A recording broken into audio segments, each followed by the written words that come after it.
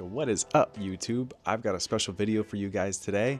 We're going to be checking out the XReal 1 XR glasses.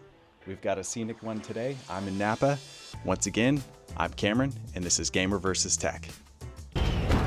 Something was real.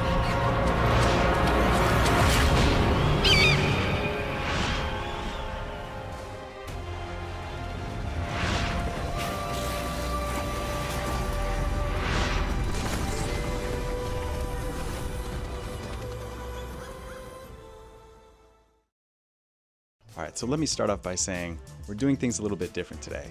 We're in Napa, a little bit of a scenic video shoot, I guess you could say, but there isn't a better situation to bring something like XR glasses on the road, and that's what we're here to talk about today. So let me preface this video, as I always say, by saying I own quite a few XR glasses. I like the concept. I think that it's always something that I've always wanted. Ever since I was a kid, ever since I started playing video games, ever since you see the movies where there's like a AR 3D video game playing, that has been my jam. I've always wanted that in my life. So when AR XR glasses came out, I was like all about it. I have quite a few XR glasses, and let me say, they all missed the mark. I think the biggest problem with XR glasses is that either the screen just isn't there, or there's blurry edges, or there's a lot of jolting. I feel like across the board, a lot of those are common amongst all of the XR AR glasses out there. But that's also subjective to your face and your eyes. There's quite a few people, I talk to people all the time on Reddit, and they don't have the same problems that I do. Some people have like the Virtue Pros, don't have blurry edges. I have the Virtue Pros, I've got blurry edges. The XReal Air 2 Pros, I have those as well, blurry edges. The screens look great, they play okay, but at the same time, they're just not there yet, and it's quite disappointing. I mean, you're spending tons of money on products like these, and they're just not there yet. So when the XReal ones were announced, I was quite happy with what they were saying. What's different about the XReal ones is that they have basically the X1 chip in them, so they have like the spatial computing chip. So if you're familiar with other XReal devices like the XReal Air 2 Pros, those were just like a static screen inside the glasses. The screen is beautiful, but it didn't like move. It didn't really give you that like AR experience. But you could buy a device called the Beam that would essentially give you that spatial computing. Now the problem with that device was it's a whole nother device. You know, you're like tethered to something, so it's more wires. You got to bring something else around, and it also introduced latency, and that was just basically a no-go for me. When I bought the XReal Air 2 Pros, I bought the Beam, immediately returned the Beam. Not for me. I just did not like the latency at all. I didn't like how I was just tied down, just not for me. So basically, in a nutshell, these are the XReal glasses plus the Beam minus the latency. That's the best way to put it. So as far as specs go, like I said before, they have this X1 chip, which allows the spatial computing to happen inside the glasses themselves. So no more Beam, no more extra device. It's just glasses and cable and whatever device you're plugging them into. So ultra portable. It's got a perceived 147-inch screen. Now you can make that screen even bigger, but you can also make the screen further away. But basically what they're advertising this as is a 147-inch screen. And this time around, the audio is tuned by Bose. Another great feature that these bring is the 32:9 ultra wide screen that you can set up within the glasses. It's pretty rad. So essentially it has 3 modes. It has anchor, so if you could anchor the screen to whatever position, and as you look around you can capture all the edges. It also has follow, so wherever you look the screen goes. We'll talk a little bit more about this later. And then the ultra wide mode. There is even a side view mode, so you can put the screen off to the side and essentially do things in front of you. It does have an adjustable IPD, so it claims it can get rid of the blurry edges for people, which is pretty cool. The display is a Sony 0.68 micro OLED display. It does have 3 modes of electrochromatic dimming, so clear, like a mid dim, and then like a theater mode where it completely blacks out the lenses as well. As far as resolution goes, it's 4 million megapixels at 1080p and 120 hertz. Now on their website, it does not say VRR, but on their Amazon, it does say VRR. And the highest perceived brightness is 600 nits. Total weight, 84 grams, so pretty light. So like I said before, we're doing a scenic video today, but which is perfect because these are the ultimate travel companion in my opinion. Being able to take something like these on the go instead of bringing multiple monitors or other things like that, so you can get your gaming or productivity done. If you're just bringing a handheld or like a phone of some kind, these are definitely the ultimate travel companion. So like I said before, I have multiple XR glasses, but they kept letting me down. They just weren't there yet, but the concept is really, really good. That being said, I really think that XReal made a huge leap towards perfection. These are nearly perfect, and let's get into that. Actually, before we get into that, let's talk about my last XReal experience. So my last XReal experience was the XReal Air 2 Pros. You know, they look very similar to these. They have the electrochromatic dimming, the big giant screen, micro OLED, all that stuff.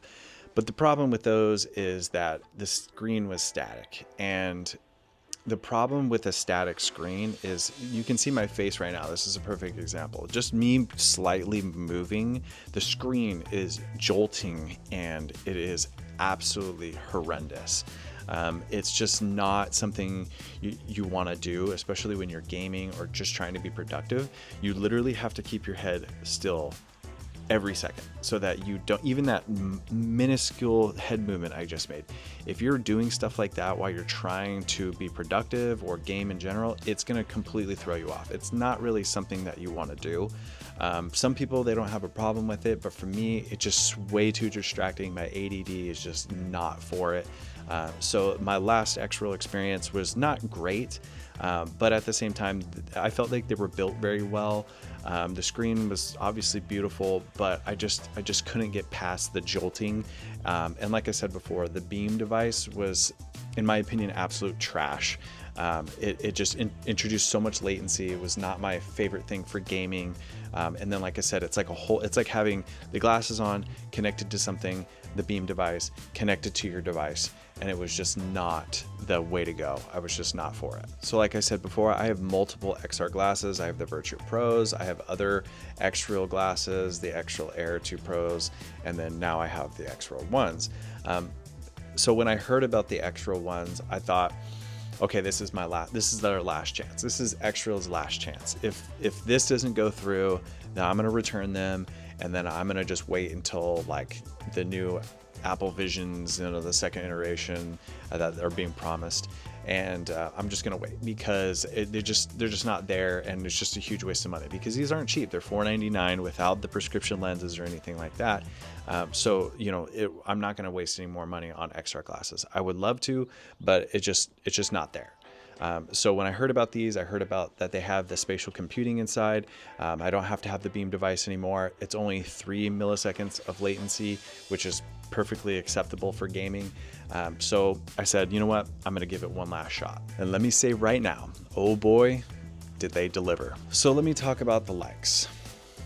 There's a lot of likes. In fact, there's so many likes that, like I said before, these are the nearly perfect XR experience glasses. I'm going to tell you, usually I wait to the end of this video. I'm going to tell you right now, buy these. 100% buy these because you will not be disappointed. So I think the biggest like for me, which was the biggest kind of gripe on the last ones, was the blurry edges. The blurry edges on the XReal Air 2s were so bad for me that it ruined the gameplay experience. Even if I kept my head still because of the static screen, it just ruined the gameplay experience because every edge was completely blurry. So if I'm playing Call of Duty, or if I'm playing something with like a heads-up display or something, like a majority of that heads-up display was blurred out. And it was absolutely annoying. They were just, it was terrible. I really only had maybe 15-16 hours on my last XR glasses from XReal. So the Getting rid of the blurry edges was an absolute game changer. Instantly when you put them on, you're like, holy cow, like I can actually see the actual screen. And for me, this is absolutely huge. This is like the biggest number one for me. And I think it will be the biggest number one for a lot of people, especially the people that I've been talking to on Reddit. I love the fact that they're ultra compatible. So they're USB-C, you can plug them into your Steam Deck, your ROG Ally X, which is a great companion, your phone. You can plug them into consoles with a specific type of dongle, your laptop. So pretty much anything. These are ultimate for gamers and people who are trying to just get some work done. They're ultra compatible. As far as comfort goes, they're much better, I believe, than the XReal Air 2 Pros. I don't hate them. So the XReal Air 2 Pros, the pressure that it would put on my nose kind of made it feel like my face was going to explode. Even if I adjusted the prongs, the metal prongs holding the nose, the silicone nose cushions, it put too much pressure on my nose bone, and it would give me a lot of like headache. Now combine that with a screen that's like this close to your face, it just kind of gives you like, you know, not the greatest experience. So as far as comfortability goes, like I'm wearing these right now and I'm like, okay, I'm just wearing regular glasses. They're not the best, but at the same time, there are leaps and bounds better than the previous version. Another like mine is the screen. So the screen, it could be the exact same screen as the last version, the XReal Air 2 Pros. But to me, because they fixed the blurry edges, you've got anchor and you've got the follow mode. You're actually seeing the entirety of the screen. So that being said, you've got beautiful, big, bright 120 hertz VRR. Like I said, the anchor mode is absolutely dope. So you can change the distance of the screen, you can change how big the screen is perceived to you. And when you can do that in anchor mode, you could look up at your heads-up display, you can look down, you can look where you need to look on the screen. Now, this isn't a complete AR experience, so you're not looking all around the world or anything like that. But when it comes to the perceived screen in front of you, you could see it edge to edge, clear as day, and it's just absolutely amazing.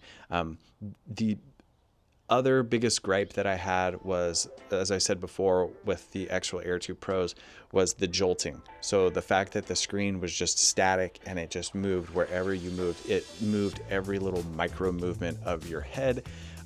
Now in the follow mode, it is very subtle. So if you move your head quickly, the screen doesn't jolt as quick as your face does. It actually moves a little bit slower.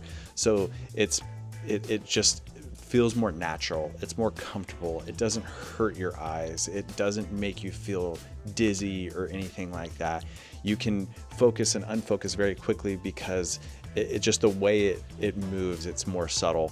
And it's that slow movement that really makes the follow mode absolutely amazing. It's a complete game changer. I really like the menu.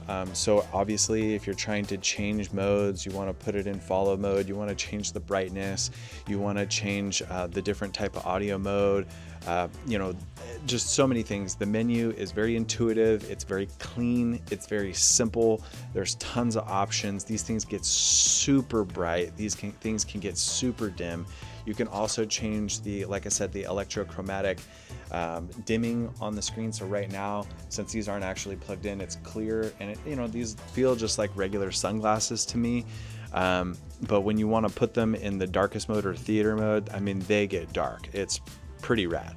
So another thing that I ended up liking that I didn't think I was ever going to use was the ultrawide mode. So whether you're a gamer or you're using for productivity, or let's say you're a creator of some kind, or like a game developer, audio, anything like that, and you need more screen, the ultrawide mode is sick. It is pretty awesome. So it's a 32:9 and it's just massive, and you really can see everything on the screen. When you're trying to edit video or anything like that, The experience with these glasses is absolutely unreal. I think XReal, it should be XReal Unreal ones, because they just really hit it with that mode. Like I said before, I didn't think I was going to use it, but the ultra wide it's sick. It's just really good.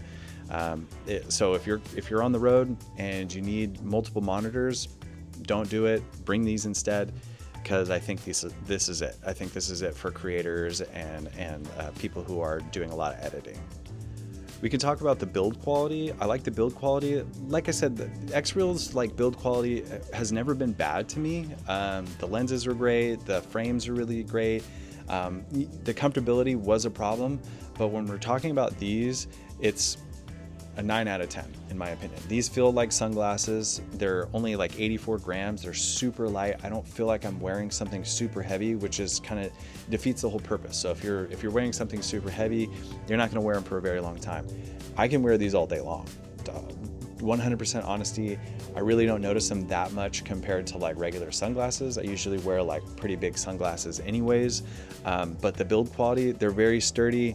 I like how they kind of like can adjust if you hear it in the mic. You can kind of adjust them side by side because everyone's face is different.